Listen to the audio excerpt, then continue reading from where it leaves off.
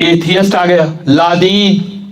तो इमाम के सहाबी सरकार मुफज्जल इब्ने अम्र, वो बहुत हाइपर हो गए एकदम से, देखिए क्या कुफर बक रहा है, क्या काफिराना बातें कर रहा है। इमाम ने कहा बैठ जाओ आराम से।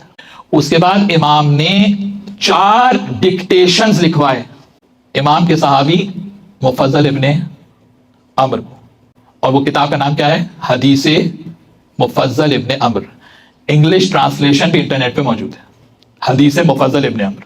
और वो तमाम डिक्टेशन जो सरकार इमाम जाफर सादिक अलैहिस्सलाम के हैं, इमाम ने अल्लाहुम्मा सल्ली अला मुहम्मद व आले मुहम्मद, इमाम ने जितने भी मखलूकात हैं उन तमाम मखलूकात में जो राज पोशीदा हैं, उन राजों से अल्लाह के वजूद को साबित किया है।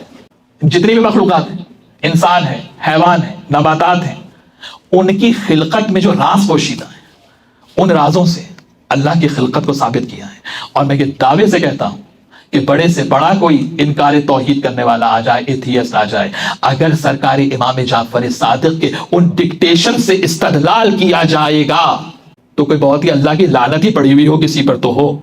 वरना इमाम जाफर सादिक ने जो तरीका इस्तदलाल, जो आर्ग्यूमेंट का तरीका बताया है तौहीद की तरफ बुलाने के लिए, और मैं ये कहूंगा कि आजकल ये जितने रोशन ख्याल सोशल मीडिया के ऊपर बैठकर दीन की बातें करते हैं और बड़े बड़े पॉडकास्ट करते हैं, उनसे मैं यही गुजारिश करूंगा कि आप जो दीन की तरफ बुला रहे हैं और जो लादीनियत बढ़ रही है दुनिया में, जिस परेशानी का आप इजहार कर रहे हैं, आप कामयाब हो ही नहीं सकते दुनिया को तौहीद की तरफ बुलाने के लिए जब तक आले मोहम्मद के उलूम आपके पास मौजूद नहीं होंगे।